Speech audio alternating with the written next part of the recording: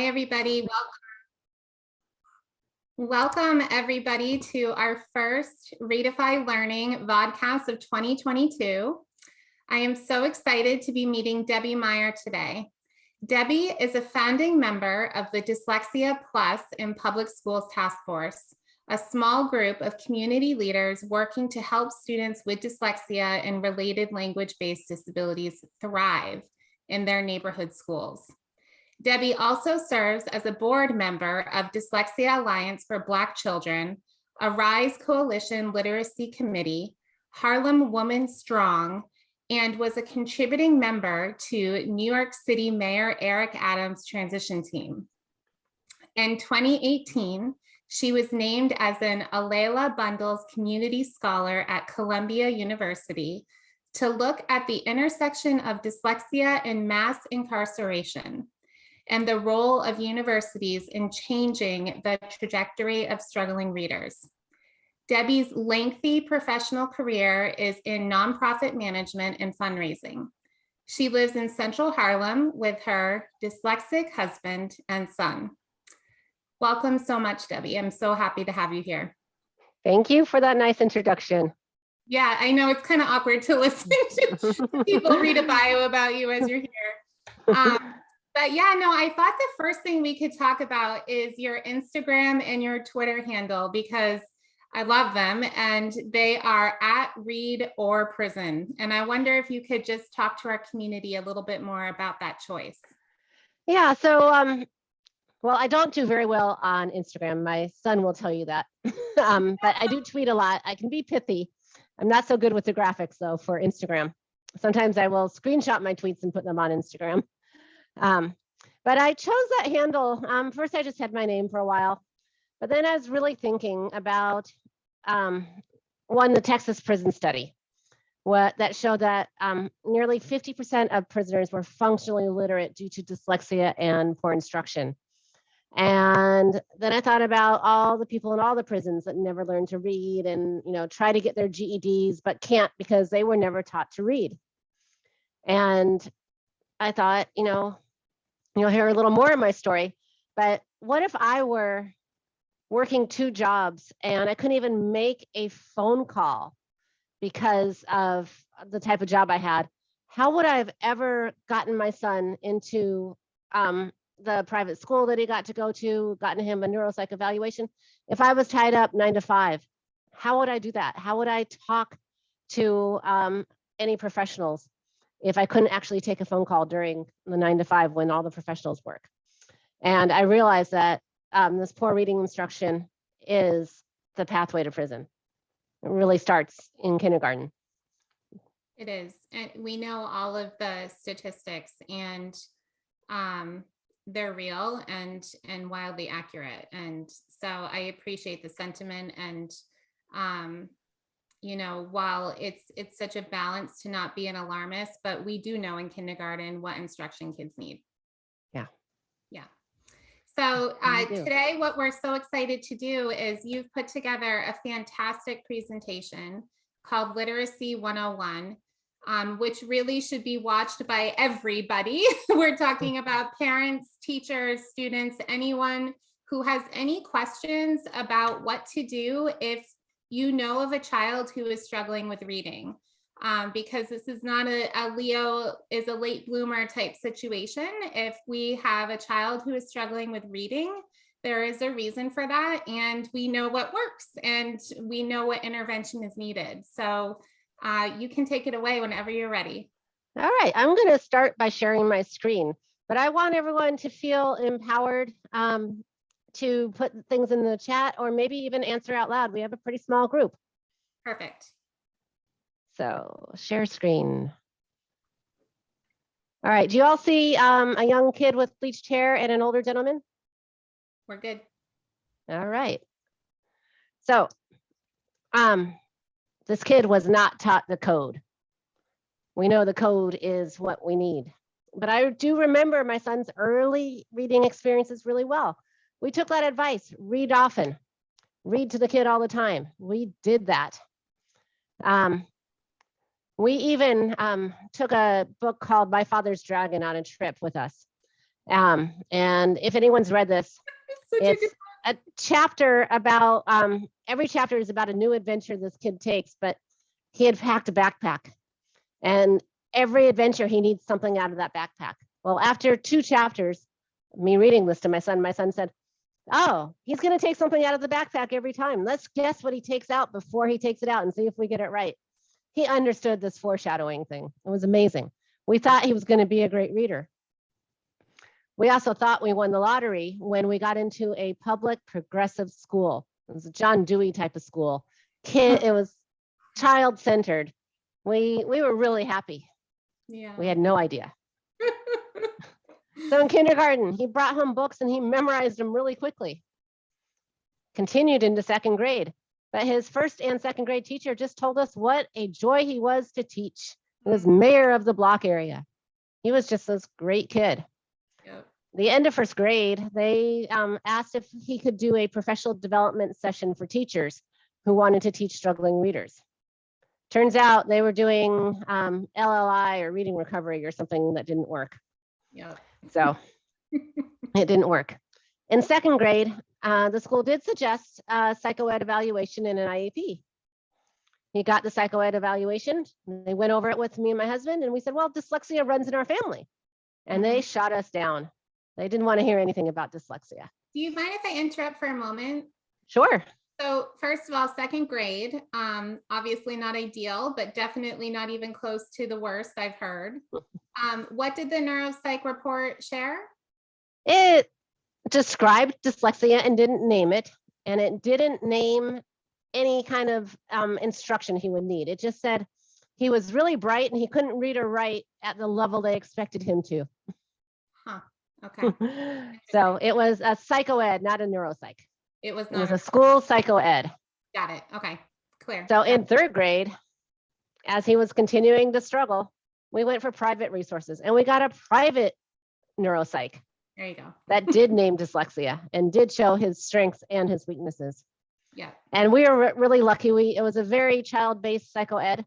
And she actually did a special written evaluation just for him. And she did it with stickers and went down all his strengths and then his very few weaknesses, which were the phonological issues in reading. Yeah. He could read, he could decode as though he had never been to school. It was kindergarten level decoding. Language comprehension was at 12th grade. Yeah. It's wow. ridiculous. Wow. So, you know, I will say that's the first time I've ever heard of someone doing the sticker chart for the student. That's awesome. Yeah, it was. If I can find it at the end, I'll put it up. Okay. So at the end of 3rd grade, we sent him to Camp Dunnebeck. It's a special boarding summer camp for kids with dyslexia. And they do an hour a day of OG tutoring and later on an hour a day of study hall to practice what you learned.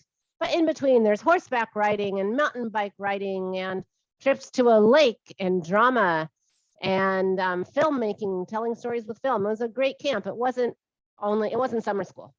Oh, great. So he started 4th grade, and the 4th grade at the same school, he was at that progressive school, and all the kids wrote their hopes and dreams on a piece of paper and it was posted on the wall. Well, my kids was written in cursive and it was beautiful. We could all read it. Yeah. Well, he got no support for all this great work he did in 4th grade and he went backwards. In January, when they were supposed to update that paper, we couldn't even read it. His handwriting had fallen apart, nothing. Yeah. And he was miserable. He was supposed to be reading to learn and, he had no support. Right. So he just went backwards. Every day, once a week, he had to do reading buddies with 1st graders. He had a stomach ache every time during reading buddies. Oh, yeah.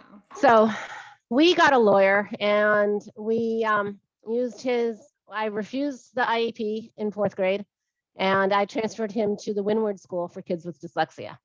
Okay. It's a private school and they actually, it's hard to get into because 11 other kids at your same level have to get in. They do classes 12 to 1 to 1. But he matched with 11 other kids. And so he was in a 12 to 1 to 1 setting. And we thought that might be better and seem more like school than all these other schools that do one-on-one tutoring. Yep. Yep. So he came to the school with this incredible background knowledge he got in the progressive school, but no skills. At Windward, he got all the skills he needed, but the background knowledge didn't build much more of that because they were just at state level and he had surpassed that already. Yeah. But between the two of them, he got into Bard High School Early College. Awesome. It's a early college. It's a partnership between the New York City DOE and Bard College. And it's a perfect match for him. But he uses his dyslexia label as power. He uses his IEP as power. He has sets, he has ICT classes, and he gets to use all these resources. He gets extra time. He uses it as power. I love it. And at Bard, are they speaking outwardly about dyslexia? Does he use the word? Do they help? He will use the word. They have 20% of kids in special ed. They couldn't get many non-remediated dyslexic kids because they're not going to be able to keep up with the rigorous curriculum. Yeah. So the kids that were remediated are there. Can you speak a little bit to Bard? I don't want to interrupt too much, but sure. It's such an amazing concept, and you were actually the one that brought it to my attention. I know that there's a couple of campuses, but I love what they're doing. Yeah, so it's an early college. They have 2 in New York, 1 in Cincinnati, 1 in the DC area, and I think a couple more. Yeah, there's one in Memphis, I know that. Yeah, and so what they do is they take they have a screening process because they want to take kids that will succeed. Yeah. And so the screening process included it was a couple paragraph essay at school. They had to do it. It was a reaction to a poem. Yep. And a few math problems, and then an interview. So they interviewed all the kids, and they did something similar during COVID to be able to assess whether the kids would succeed. And they do a pretty intensive year, 9th and 10th, and get all your high school requirements out of the way, as many as they can. And then 11th and 12th grade, you're actually a freshman at Bard College and a sophomore at Bard College, and you're doing college level work. So college level biology fits the high school biology and college biology thing. And so he will graduate with an associate's degree. And a bunch of all the SUNYs and CUNYs in New York will take that as an associate's degree, and then you only have to pay for 2 years of college. All the Bard colleges campuses around the world will take it as an associate's degree. And a lot of other public colleges take it as an associate's degree, or at least a lot of the credits. So you have a lot of flexibility if you decide to go to college for 4 years because you've got all these other credits. I love it. I read up on them, and they do, it seems like quite a bit of front loading of really quality written instruction, and really teach these kids how to write and how to express themselves. And they start every semester with it's either thinking and writing or writing and thinking. I think it's thinking and writing, and it's deep thinking about something they've read. The other thing is, before freshman year, he had to read Malcolm X, and writing and thinking was about Malcolm X. During his freshman and sophomore year, he read not your typical canon. He read Chinua Achebe short stories. He read Ngozi Adichie's short stories. He read Junot Diaz. He read Octavia Butler. He's gotten a much more well-rounded canon. Love it. I love it. Anyhow, so but to get there, I'm sure he was so happy, right, to be challenged in that way and to be having both of those worlds come together. Place that actually exactly. He told me, we in New York, getting into high school is like getting into medical school. They match you, and so we were really happy that he got matched to this. Yeah, right. So, all right, so I'm going to continue. You've just heard the story. I'm going to do some activities with you, and then talk about struggling readers and dyslexia, and take any questions people online have, but I'll go a little bit more into the weeds after that. So, anyone online, can you read this out loud? A lot of dyslexia presentations use nonsense words. I chose Russian, and you'll find out why in a little bit. All right, do these pictures help? All right, so now this is a transliteration. And I bet you recognize what this word might be and this word might be, but you're not really decoding anything. You're just guessing. Right. Yep. All right. Now, is it familiar? There you go. All right. Now I'd like some people to get out a pen and a paper. And I'm going to try to go slow enough that when people watch this online, they can do the same exercise.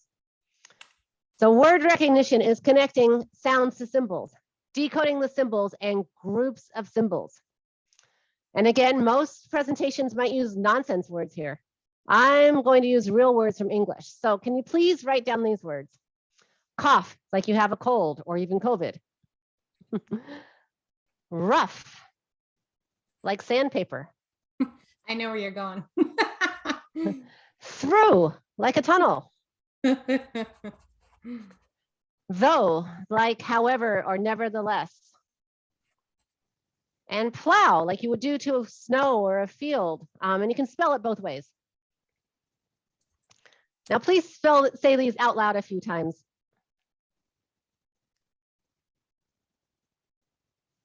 Michael, can you say them out loud? Yes. Cough, rough, through, though, plow. Do they rhyme? No. Do they look like they should rhyme? Some. Yes, Yep. they do. They look like they should rhyme. All right. All right. So now put your pen in your non-dominant hand. If you're right-handed, put it in your left hand. If you're left-handed, put it in your right hand. And write the word bologna, like the sandwich meat.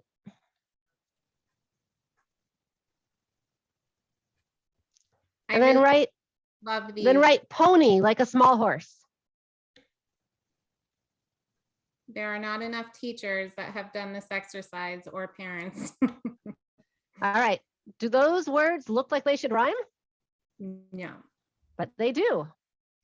And what was different about writing with your non-dominant hand? Did you feel kind of like you were thinking about each letter and how to form it? Yes, it was definitely a lot harder. Yeah. So sometimes, I won't do it today, I have people write the words consequences and paradoxes. Good for you. Because there are a lot of consequences and paradoxes in this fight. All right, go back to your good hand. Okay. And I'm going to have you write these words. Aid, like help. Sunday, like you make out of ice cream. Prey, what a coyote hunts or an eagle hunts. Break, what happens if you drop something. 8, like the number after 7 and before 9. Tray, like you carry things on so you don't break them. Table, where you might set the tray down. Cake, what might be on the tray. Don't you just love English? And gauge, how you measure something. Done. All right. What do all these words have in common? The A. Long A. Did you ever think about how many ways we have to write long A? The A is the worst letter of all. Yeah. So I'm going to make this a little more complicated. Can you write next to aid like lemonade or limeade? Okay. Sunday, like the day of the week. Yes. Pray, like what you do at church on Sunday. Mm-hmm. Brake, like what a car or a bicycle needs to stop. Yep. And 8, like what you did to that cake and the ice cream sundae. Got it. All right, getting the English is really complicated here. I mean, I love saying this to kids. I'll say, how many sounds do you think the letter A can make? And how many ways can we make the long A sound? All right, one more quick list. And these are lowercase letters. B, D, P, and Q. All right, so these exercises demonstrate that sometimes our language or our symbols or graphemes have 3 or 4 or 5 more letters. They're long, these graphemes. They're not just one letter.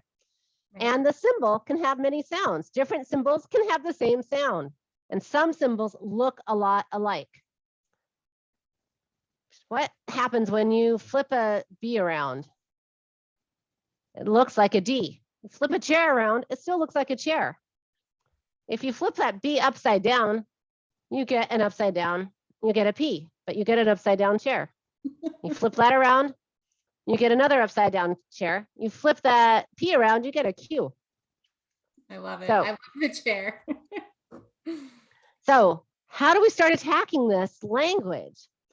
Well, you probably will teach long A first with vowel constant E, like cake or aid or ate or break. You might teach that AI makes the long A sound at the beginning or middle of a word, like aid or sail or rain or main.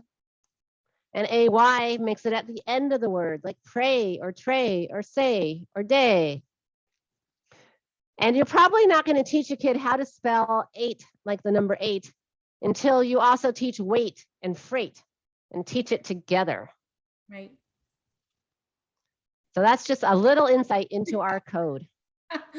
I hope some people on here have their minds blown right now. All right. So why we are here. And I hinted at this a little bit in our discussion earlier. But literacy is really a determinant of economic security, of health and mental health, and really democracy. These are just some of the consequences. You know, and we saw this in New York during the COVID-19 spring of 2020. We saw that COVID affected the Black and Brown communities more. But as people dug into the data, they saw it wasn't just these comorbid conditions. It was education and career options that affected our Black and Brown communities more. They were exposed to the highly contagious coronavirus because they weren't taught to read well. And what options will you have? Are you not earning enough to support just a nuclear family and quarantine? Or is your cousin not earning enough? And so you live in this extended family of people going in and out and riding the subway and going to work. So, and people that cannot read are really quite disenfranchised. Most ballot initiatives around the country are written at 15th grade level.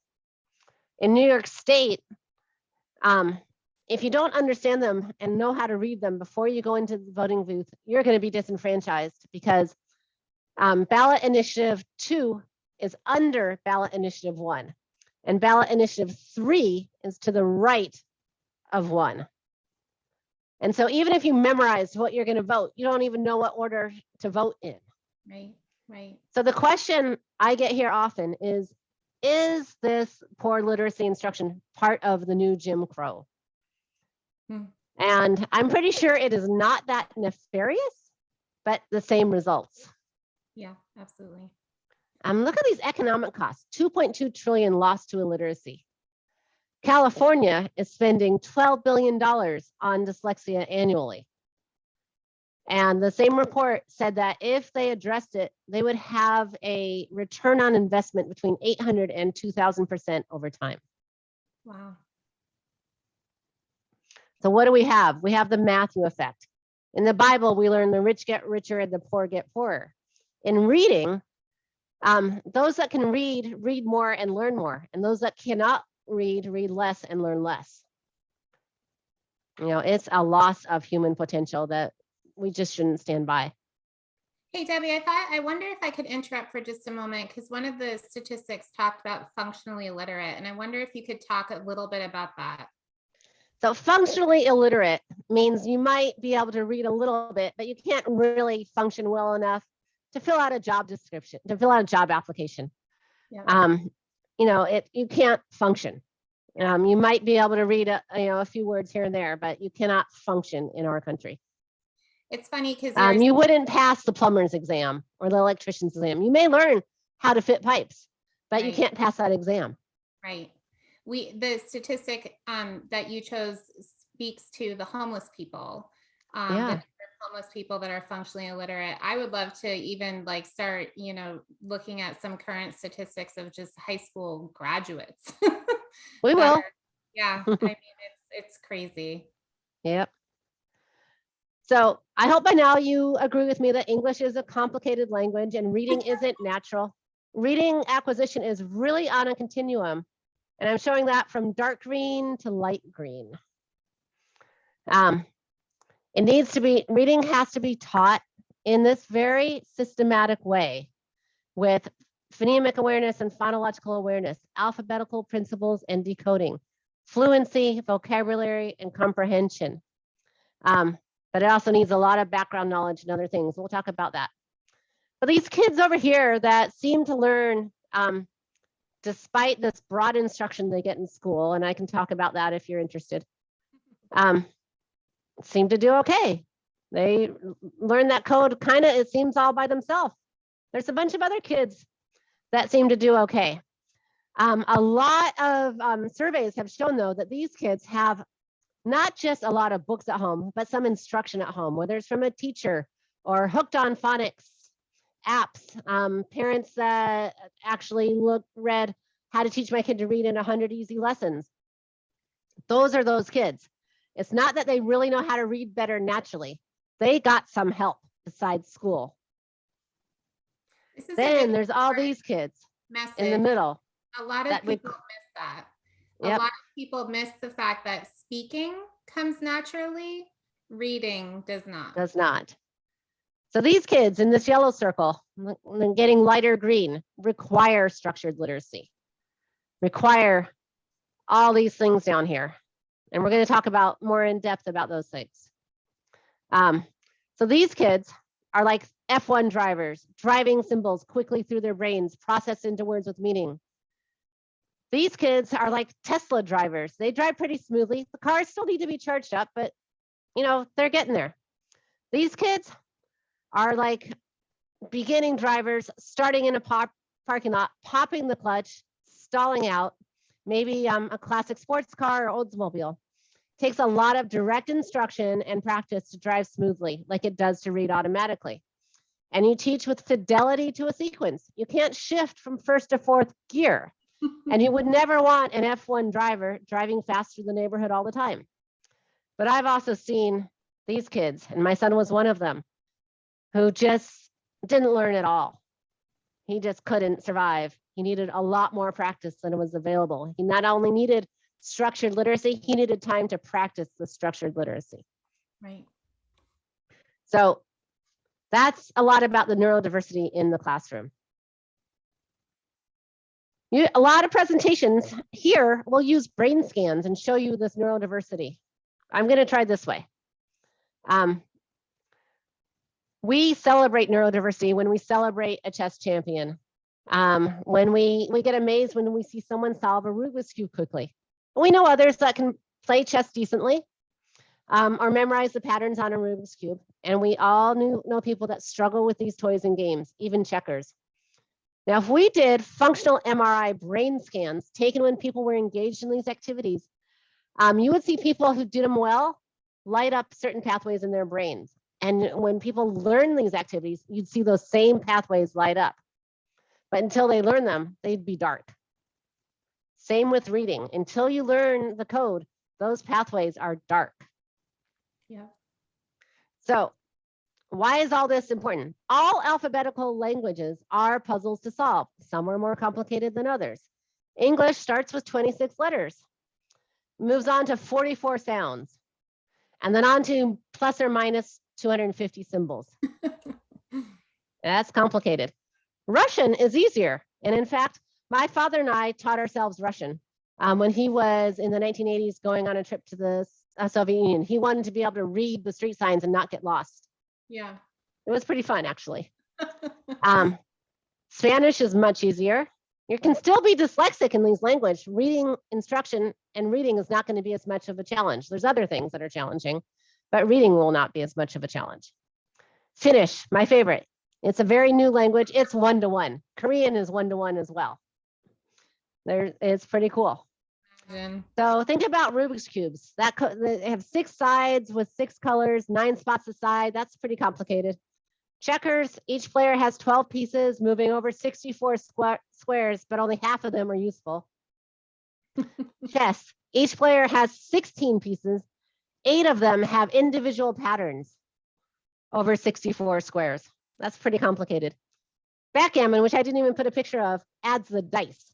So not only is the movements there, but they have this random dice number that they're going to get that they have to match. So these are all code-based things to learn, and people can learn them and practice them. Some people need more practice than others.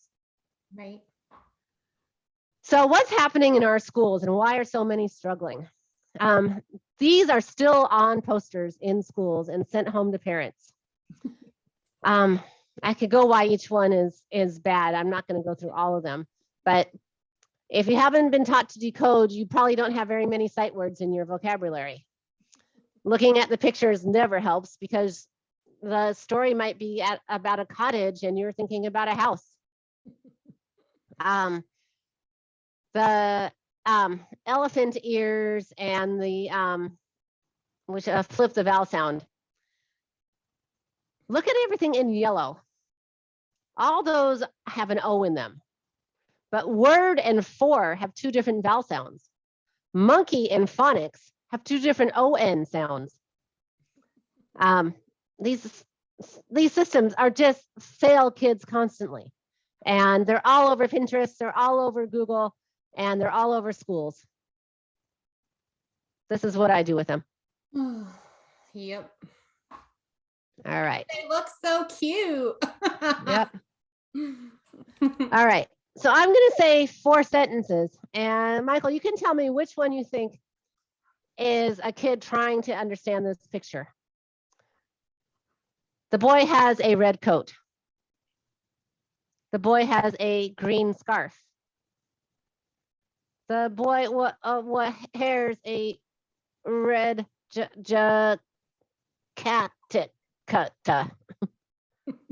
Which one is the kid trying to read in? The boy has a red coat. The boy has a green scarf. The boy has a red. This one, they're trying. There's a red jacket. Yeah. So I see this presentation sometimes with a pony, a stallion, a mare, and a horse. None of those words look alike.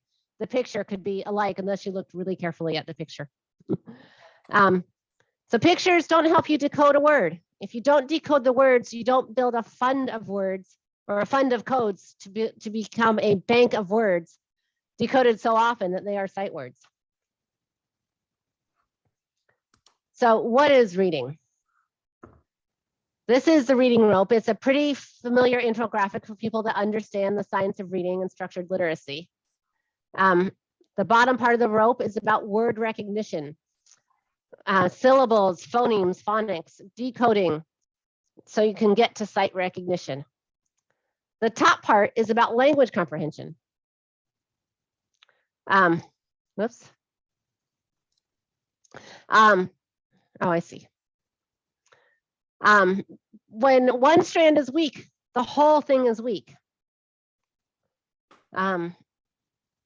Just to take a break from this in the decoding, how many syllables, Michael, are there in the word silence? How many syllables? Yeah. 2. Yep. Now, how many phonemes are in the word silence? What's a phoneme? Phoneme is an individual sound.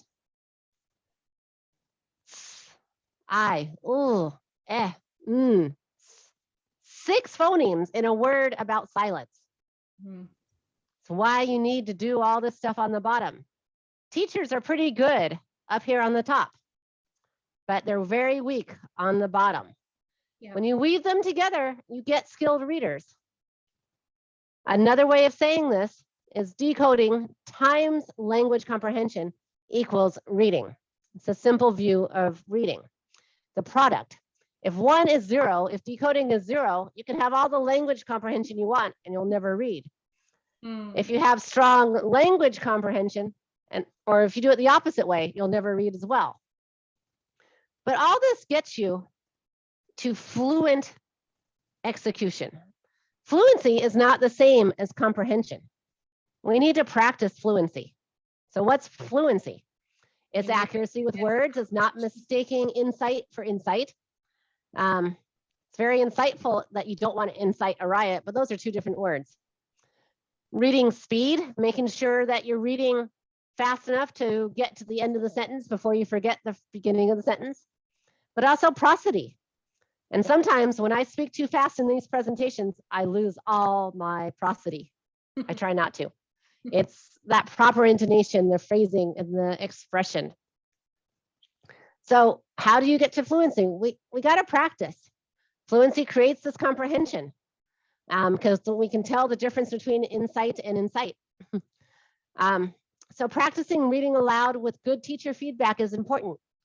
But if a kid is struggling, this should be done one-on-one or in small groups of kids that struggle similarly. Kids shouldn't be teaching kids. We need people well-trained in giving feedback. And round robins are pretty much gone now. You mind if I interrupt on this? Because I think this is a really important piece that people miss often, even in the OG circles, is the fluency piece. And I wonder how often your son was actually receiving fluency instruction. He got a lot of it because he was in this 12-to-1 class where kids all were alike and they weren't embarrassed to read aloud. Yep. Yeah. And it was 1-to-1. So there were 2 teachers in that room. They could work with kids individually. Great. 12-to-1 was great for him because he started so late in reading. Yep. But in bigger classrooms, teachers can do other things. In the group read alouds, if they are do round robins, they can find other roles for struggling readers, like what's going on in this picture? Describe what you see. Can you summarize what someone else said? They can find other roles, and they should work this out with the struggling readers beforehand so the kids don't lose their self-esteem. Social studies teachers and science teachers can do the same thing. So I'm back to this picture. I hope you realize now that phonics are necessary, but not sufficient. Having grounding in phonics in the sounds or phonemes of the academic language and a strong vocabulary and background knowledge from read alouds and conversations, experiments, field trips, all sorts of things will do is take these kids from the right over to the left. And we'll have something closer to typical readers and dyslexic readers. There's always going to be some profoundly dyslexic kids that need more specific speech therapy or small group or one-on-one instruction, a lot more practice than others. But if we teach reading well, starting with connecting the symbols to the sounds, the dyslexic kids will be apparent and not mixed in with all the other struggling readers. So now we get to what is dyslexia. And I'm going to talk about some troubles with the IDA definition. Starts out pretty good. It's a specific learning disability that is neurobiological in origin. Absolutely. Has nothing to do with vision. Words don't jump. Has nothing to do with intelligence. Dyslexia is hereditary. We understand that. Second section is pretty good too. It's about difficulties with accurate or fluent word recognition and by poor spelling and decoding abilities. Yes, the word dyslexia means trouble with words. And sometimes there's other issues besides decoding, but 99% of dyslexic kids are at this decoding issue.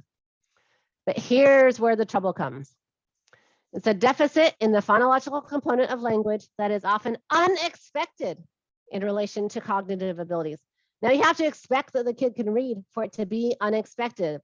All boys are not expected to read as quickly as girls. It's just this terrible myth we have. Black boys and brown boys, even worse. They're not expected to do well, so why would we expect them to read? But we also need, right here, effective classroom instruction. And so if we have this broad instruction that's not effective, we're just going to have all these struggling readers jumbled in. And then, of course, we have all these secondary consequences and the many more that I've already talked about.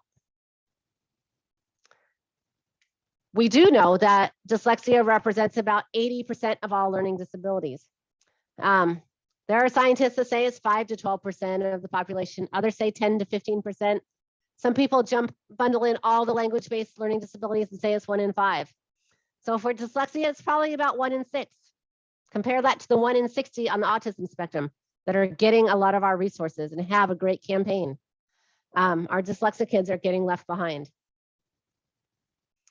So Margaret Bird Rawson has this great quote. She was known as the Grand Dane of dyslexia. Yes, people are individuals. Dyslexia is different for every kid. The diagnosis is clinical. You can screen for reading trouble and risk of dyslexia, but it's a clinical diagnosis. You need a psychologist.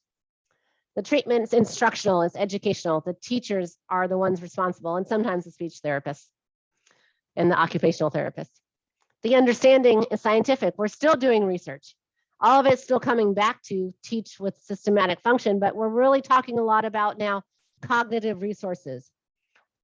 And if you get those fundamental skills and you don't have to put a lot of your cognitive resources on decoding because you've mastered that, you can put your cognitive resources on higher order things like comprehension and learning. So there's a lot of that going on. But it can be even more complicated. We have double deficit dyslexia. We have a lot of things that can make it harder to read. And I'll actually address a few of these things a little bit later. But these kids can still learn to read. We have things that are comorbid with dyslexia. They're just addressed with good instruction. Dysgraphia, sometimes you need an OT to get you to write the letters right, but you need a good system to plan your essays and plan your paragraphs. It helps. Dyscalculia, trouble with numbers. You need good direct instruction and maybe some manipulatives to learn your math. Executive function, that can be mitigated with good direct instruction and systems to organize your day or your essay or anything. There's organizational systems that help you. You may still stand in front of the refrigerator wondering what to eat, but a lot of things will be easier in your life. And then things that get accommodated with doctor's help. All these things can be accommodated, and these kids can all still learn to read. What I'm really worried about is all those other kids in that light green, and I call it social deficit dyslexia. It's not neurobiological, but the ramifications are the same. They may have a lack of early academic language at home, a lot of facial language, a lot of body language that they've gotten from music and other things happening in their life, but maybe not early academic language. Same in their daycare and preschool setting. Too many preschool teachers are not taught anything about early reading instruction. Their parents never learned to read. They're probably not the best advocates for their children, sadly. Then they end up with poor instruction at school and they never gain any background knowledge. And that's what's filling our prisons as well. So we often talk about the dyslexia iceberg. But what's amazing about all these issues underwater is how we mitigate them, and so many of them, by teaching kids to read correctly. So they're not spending cognitive energy in the wrong place. And they can do all these other things. My son hated right and left until he learned to read. It's just he couldn't pay attention to it. He couldn't tie his shoes until he learned to read, just because it took too much cognitive energy that he was trying to spend on reading. And of course, self-esteem gets better. So I am feeling a bit like a jinx. I've had Desmond Tutu and the next person in my presentations for a while. Eric Adams is our mayor in New York is using this as well, and I taught it to him. I got to brief him several times since he was borough president. But what I say here is for the opt-out community that really want to opt out of tests. It's not just test scores. We see the effects of this bad instruction in remediation and special ed costs downstream in upper elementary, in middle school, in high school, and college remediation. We see it in the adult education industry. It's also apparent in the illiteracy rates in our prisons and in our homeless population. And then I've always had bell hooks in my presentations because we silence these kids by not teaching them to read. And so may they both rest in peace. All right, so any questions before I go into the weeds? No, I think those are two perfect quotes that you used. Thank you. So my first weed is this chart. It's the only chart I've seen that has all the phonemes on one page with the close to 250 graphemes. And you don't have to read this chart, just know how difficult our language is because of it. So I'm going to talk about the building blocks. We know that spoken language is natural and reading is not. And kids come to school with some word awareness. They can talk and they know that words are making up the sentences that they talk in. Sometimes they even seem to have syllable awareness, but it turns out to be compound words like bedroom or bathroom. And sometimes ing verbs like running or singing. They're not really seeing the syllables in words like again or lotion. So how do we make sure they start seeing these syllables? We start with these building blocks.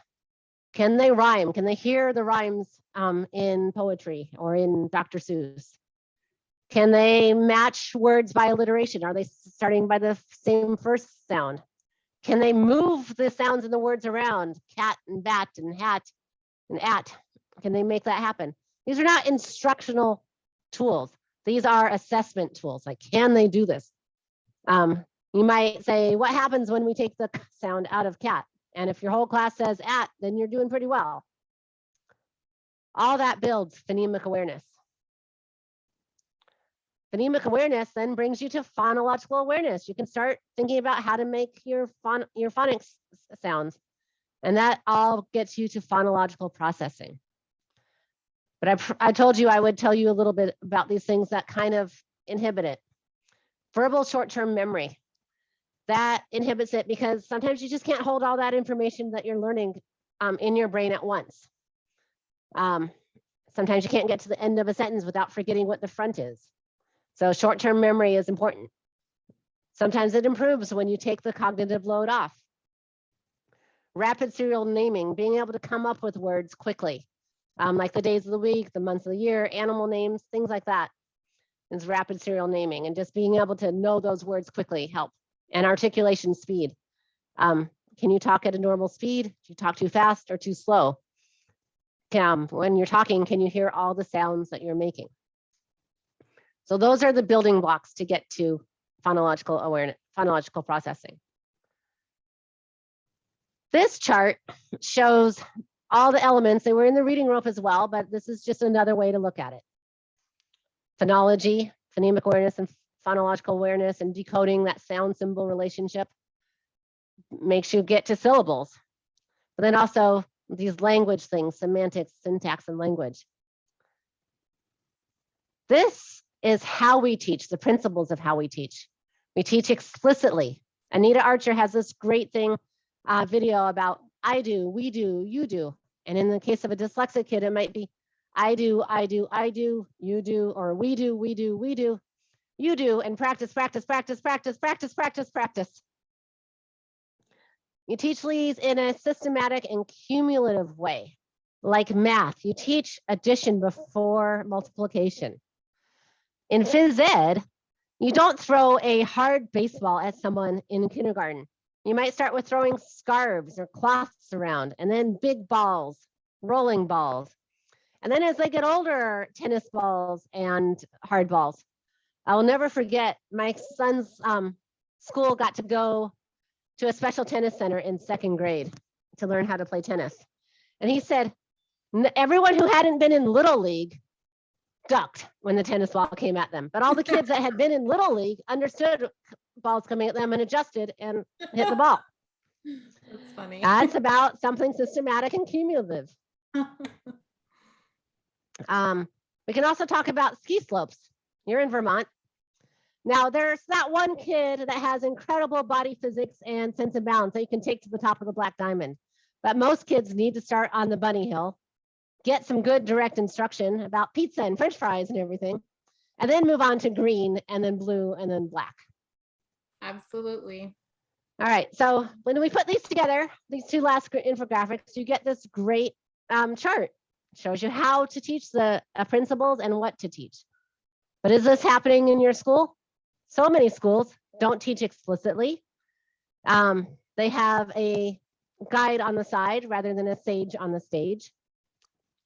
They don't teach systematically or cumulatively or diagnostically.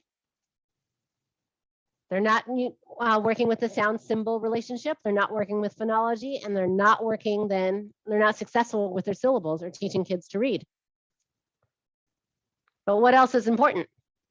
We talked about this before: background knowledge, literacy knowledge, vocabulary and use of language. I've tried to put a lot of metaphors in this for you to think about metaphors. How do you get there? You get there through talking. You get there through rich discussions, read alouds with rich discussion. Audiobooks, especially if parents don't have a lot of time, they're working 2 jobs, they don't have time to read to their kids, they can do read alouds, they can do podcasts. WNET has a lot online now. But yeah, we need to teach them. But also, they learn background knowledge in science, social studies, arts, and phys ed. So we punish kids by remediating them during these things. Remediation should happen during your ELA block. And then, how to help kids that missed it. High dosage and consistent tutoring and remediation. I just did a presentation for a principal about this high dosage tutoring program I'm helping to run. And she actually asked if they could do, instead of 3 half-hour sessions a week, could they do 1 90-minute session? What 3rd grader could do 90 minutes of fluency work? And then I told my son this, and he said, okay, you need a new slide, Mom. One that has a bottle of aspirin and a bottle of Lipitor, or a bottle of one of the psychology drugs. I forget which one. And I'm like, why? He said, well, because aspirin is to treat a headache. That's easy. It's a one-shot thing. But the Lipitor, because that's for cholesterol, and you have to take it every day or your cholesterol goes back up. But if you had the right diet in the first place, you wouldn't need to take it. So I haven't made that slide, but I thought it was a great slide. So how do you start implementing this? Well, thinking about your spelling and your vocabulary. New words should be organized by code, not by random words for spelling or vocabulary. Do bat, hat, fat, bit, fit, those kind of same codes go together. And you can add practice phrases to practice these new words based on previous mastered codes and words. It's why you need a scope and sequence. But vocabulary, of course, is best learned through context. Your read alouds, your talking, your rich discussion, your writing. You don't need to teach vocabulary. You need to share vocabulary. They will learn it.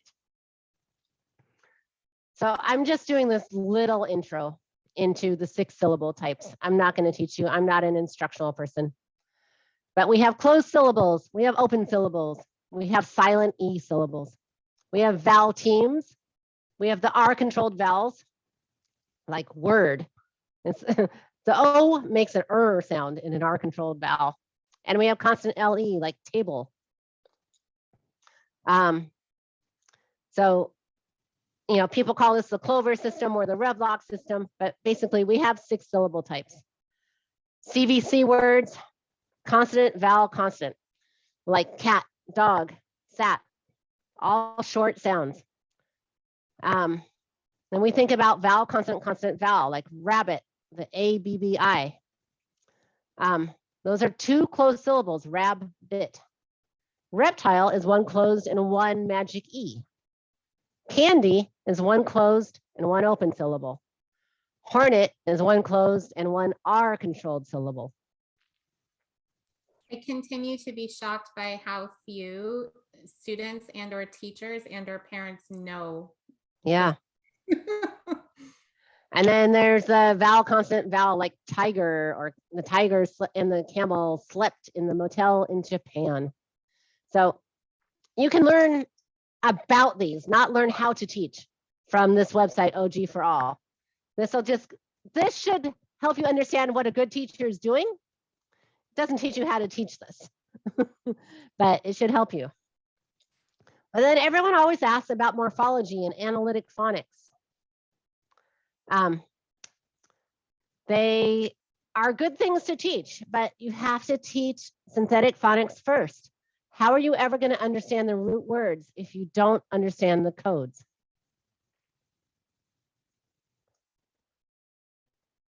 Okay, so we're getting to the end. I'm going to compare what's happening in most schools to what ought to happen. Most schools expect you arrive at school with phonemic awareness and phonological awareness. A good structured literacy will teach that. Balanced literacy schools have phonics light. They're incidental. They might use your first or last name to teach phonics. It doesn't work very well. We need it taught with synthetic phonics, and we need it taught systematically. Just like the skiing, you don't teach it, you don't just drop a kid on the top of a black diamond. They still have that guessing stuff and meanings, semantics, and visual cues in their instruction. But we know we should decode and encode by phonics. Decoding is reading, encoding is spelling. And you teach them together to reinforce each other. Leveled readers or predictable books just don't work. Predictable books should go away in pre-K. They're just about literacy information, that books have pages and pages have sentences and sentences have words and words have spaces in between them. Throw them away after a kid gets that concept. Leveled readers just don't work. We should use decodable readers until kids learn to read, and then they can read authentic books. Authentic books should be shown and should be shared in Read Aloud. F&P and many other programs, they count the errors. And if you have few errors, you can go to the next level. Rather than categorize the errors so you know what to address and help a kid learn something. Or if several kids in your class have the same error, maybe it's part of your teaching. Mini lessons are not bad in themselves. In fact, you can reinforce something you've already taught. But it doesn't replace the explicit instruction and a lot of practice. Sight words even have different definitions. Are they the high frequency words? Are they common words you ought to memorize? Or are they the words that really don't follow a code and you have to memorize them? Or in best case, are they the words that you've decoded so often they've made it to your sight memory brain? The system on the left kind of works when you're reading to learn and you have a great base of words in your memory bank. It is antithetical to learning how to read, but it's used that way often. So I didn't have you write paradoxes and consequences with your wrong hand. Sometimes I do. Reading instruction, and we talk about this in foreign languages often, that it's easier when you're young, but learning English is easier when you're young too. Your brain is most plastic in the early years. But we have these systems like response to intervention or multi-tiered system of support, which is really, they wait for you to fail. And too often they don't even have a good response. And it's just the same old, same old. Sometimes reading support outside school complicates things. Sometimes you're learning one thing from a tutor that's really good and something opposite at school. And it's really complicated for a kid to reconcile that. And sometimes a kid will lose their accommodations at school when they get tutored outside. And we talked about all those other ways you get penalized. You're homeless, you end up in jail. It's just terrible, your self-esteem. So this chart is from the State of Black New York, published by our Urban League. And it shows how terrible our instruction is and how poorly these kids are doing on the ELA thing. And while a lot of people say that it's culturally insensitive, why are all these white kids also doing pretty poorly? It's our bad instruction. This chart came from Annie Casey's Kids Count 2020. And it talks about the dark screens are whether you had, the dark bars are whether you were in preschool and fourth graders not reading.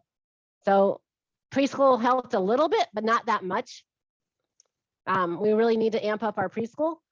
And still, the kids in moderate and high income families are not reading that well. 50% are not proficient.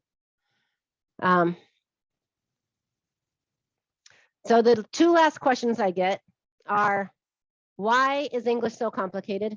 And why is teaching reading so controversial? So those are the last two questions I'm going to answer. English started out as Old English, a very Germanic language, but the Romans invaded England and brought Latin through. The Vikings invaded England and brought Danish words through. The Normans invaded England and brought French through. We ended up with Middle English, kind of amalgamated thing from all these languages. But transportation wasn't so good. As it got good, the Irish and the Scottish and the Welsh were getting into England as well. They changed the language too. We got to modern English. The scribes were trying to codify it, but they weren't all in one room. Some were here and some were in some other city, and they were arguing by post through, people with letters. And so they decided 220 and 12 and twin should all have the same kind of letter pattern. But we don't pronounce twu. It's too hard to say that. And so it's spelled like 12 and 20 and twin, but we can't say twu very well, so we say two. And then finally, the printing press really codified how we spelled things. But still, you wonder, why do blood, food, and good not rhyme? Have you ever heard of the great vowel shift? Did you learn about it, Michael? No, I've never heard of the great vowel shift. Oh, I'll have to send you a great podcast. Yeah. So blood, so we speak our vowels and they're a very open part of our mouth. And so the word in front and the word after actually affects how our mouth is shaped. And so as all these foreign languages invaded our language, different words were in front of blood and food and good. And so our mouth wasn't in the same shape. And so right here, there were like 400 or even less years of the vowels changing because of all the words invading our language. But still, we have new words all the time, and our vowels shift all the time. And vowels are shifting now. And so things are spelled the same, but the vowels are shifting in their sounds. So whether the earth is round or flat, whether climate change is real, whether vaccines and now masks contribute to public health, and how to teach reading are all arguments between people that believe in science and data and evidence or don't. But with the science of reading, it's even more tricky. We have people believing in teaching science classes, but are not invested in the science of reading. So at the beginning of last century, when people were learning to read at homes with parents or tutors, these had phonics in them, these readers. When we started our school system, we used the beacon readers. They had phonics in them.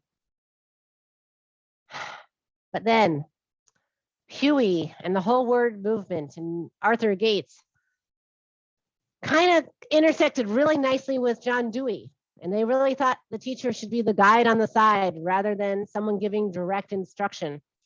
And kids could learn with whole word, Dick and Jane. We lost the sage on the stage.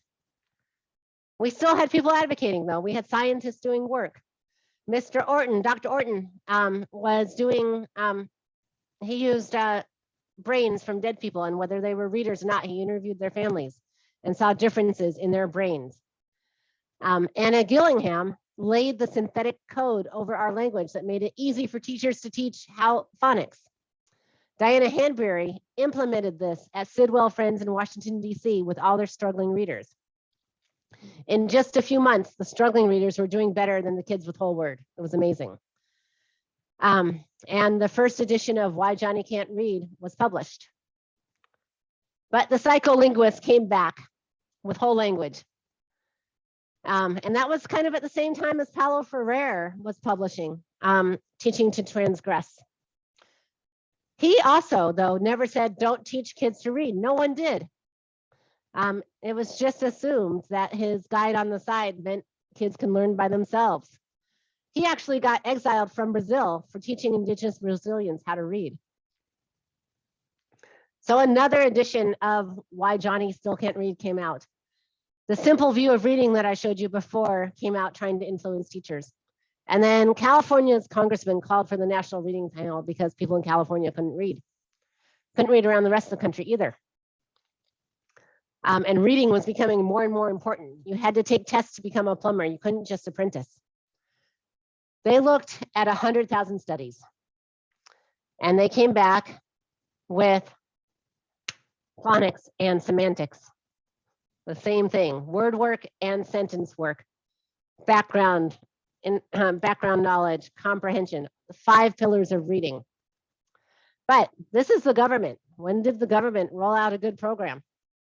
We ended up with balanced literacy and phonics light at the same time as the great bell hooks was influencing education. Another guide on the side, not a sage on the stage.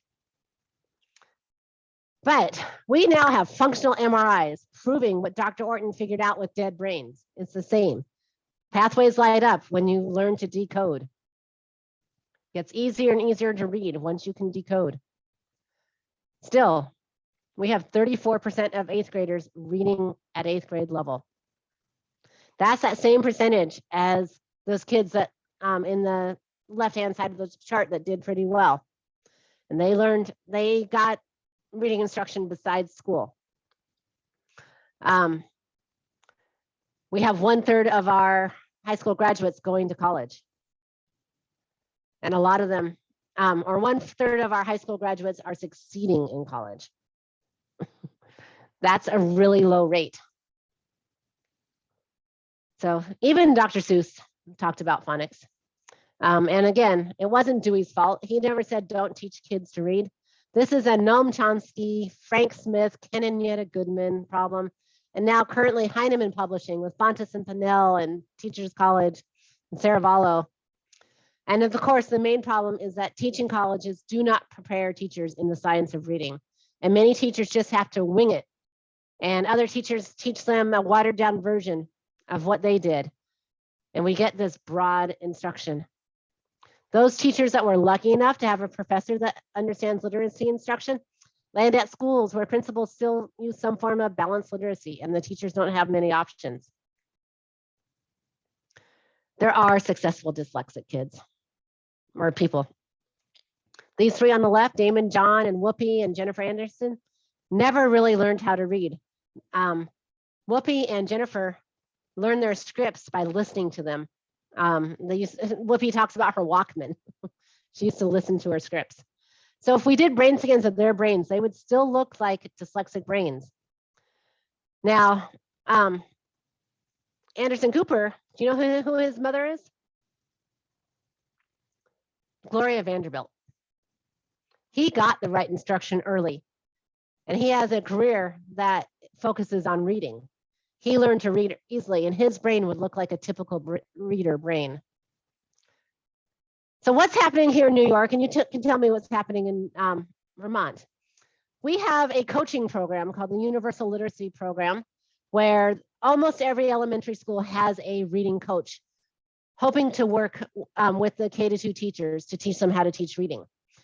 It's having a lot of success where the principal is bought in. If the principal is still buying Lucy Calkins or Fontes and Pinnell, there's no success. Our union trained 1,000 teachers in the SPIRE program. It's one of those OG-based programs. And they're doing special ed classes. It's still not enough. There's 2 groups that I'm involved with that are proposing schools for teaching literacy rights, so we can have teachers do residencies and principals do residencies here. We need summer programs like the camp my son went to, so kids can catch up. But really, we should survey all elementary schools to determine what screening, assessments, and literacy programs they have, what their teacher expertise is, and what families do at home. We got to figure out why some kids are succeeding and kids aren't. And we should ensure that all taxpayer money should be spent on evidence-based programs. In New York State, Decoding Dyslexia has been working with legislators, but you can see we've got a lot of egos in this game. A lot of people proposing a lot of bills. We need one good bill. And in my honest opinion, this bill should be about drastic teacher licensing and teacher college accreditation. We could make sure that every principal, K-3 teacher, and every special ed teacher understood and structured literacy. Really, those principals, they need to buy the right programs. They need to support the teachers. So we need to get it into the pre-service education, and we also need to make sure the kids that are there now succeed. So my friend Leah is on this slides. She'd be happy to answer questions as well. She and I do presentations together sometimes. But these are some great resources for you. You can email me at that address, and I can send you a PDF of this presentation. And that's it. Let's answer some more questions.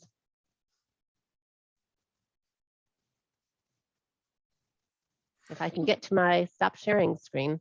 Thank you so much for your time, Debbie. This was really amazing and really thorough. It's information that we all need to be hearing. I'm trying to be considerate of time. I see that there's a lot of amazing people that have come to watch, and I really appreciate you joining us. I'm wondering, if you have a question now, please feel free to take the camera off, leave it on, unmute, ask in the chat, however it is that you feel like asking. We'll just give you a couple of moments.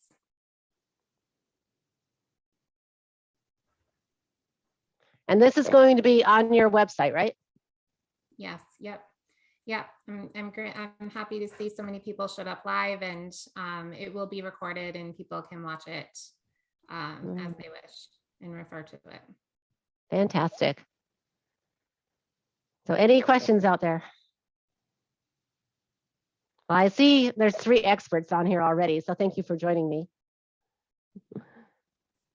Same, I've got a couple here.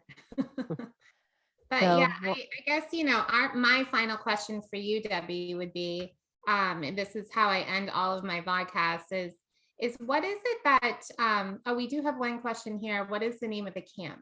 It's Camp Dunnebeck, and there's other camps around the country. There's 2 in Colorado and 1 in North Carolina. And if you email me, I'll give you all the names for all 4 camps.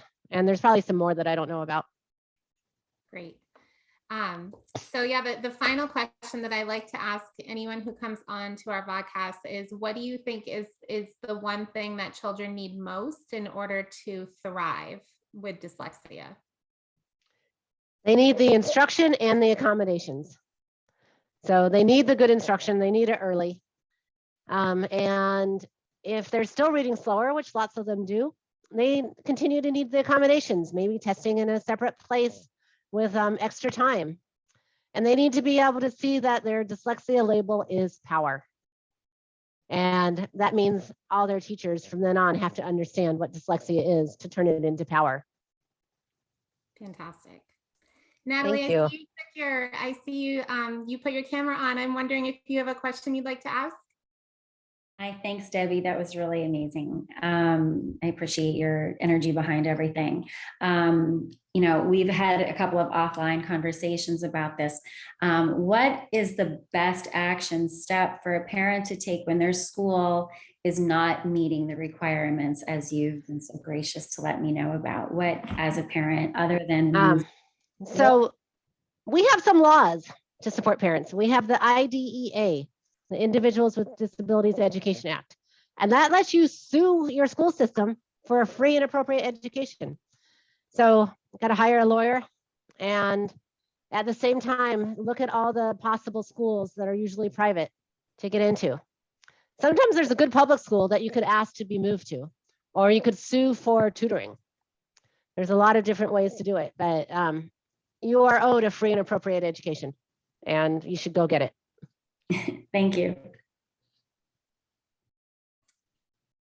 All right. Well, thank you so much, Debbie, and everyone who joined. I really appreciate you sharing all of this information. It was really informative, and I will be sharing widely. All right. Thank you. Have a wonderful and happy and safe 2022, everybody. Thank you. All right. Bye-bye.